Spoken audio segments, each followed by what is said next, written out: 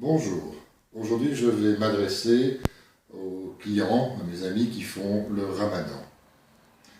En effet, vous êtes entraînés pendant 10 à 11 mois de manière assidue pour essayer de gagner du muscle.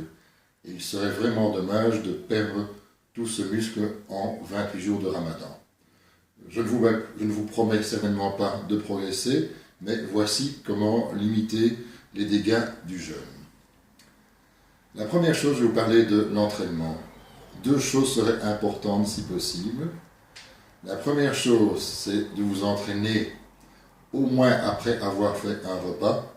Donc dans cette période-ci, ce serait peut-être plus ou moins minuit, minuit et demi, de manière assez intensive, c'est-à-dire peu de temps de repos entre les séries et pas trop lourd. Il ne faudrait pas non plus que l'entraînement dépasse 3 quarts d'heure.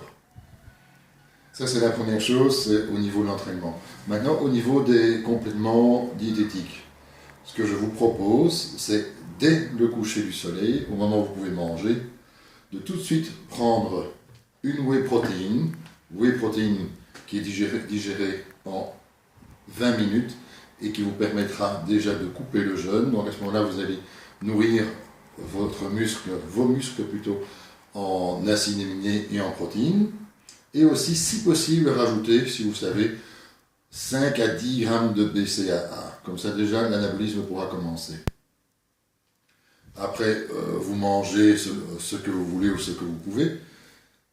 Plus tard, avant d'aller dormir, donc, et aussi après l'entraînement, si vous avez eu l'occasion de vous entraîner, moi, je vous conseille de prendre certainement 50 à 60 grammes de casénate de calcium. Même chose, ceci dit, en whey protéine. Donc, dès le coucher du soleil, prenez 60 grammes de whey protéine. Au dernier repas, prenez 60 grammes de casénate de calcium.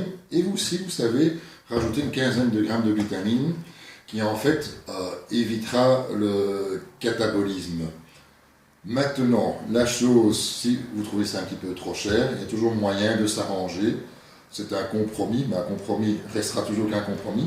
C'est de prendre un mélange de plusieurs protéines. Ici, vous avez la SPC, vous avez 6 protéines, c'est-à-dire la protéine lente, la protéine rapide. Protéine rapide, whey isolate, hydrolysa, vous avez du blanc d'œuf, vous avez la caséine, qui est une protéine lente, et la caséine micellaire, qui est une protéine lente aussi. Vous pouvez remplacer donc votre whey et votre caséine par une SPC. À ce moment-là, vous prenez plus ou moins 50-60 grammes d'SPC dès le coucher du soleil et vous prenez la même chose au dernier repas, donc vers 3 h du matin, aussi 50 à 60 grammes d'SPC. Je vous souhaite bon courage et à bientôt. Merci.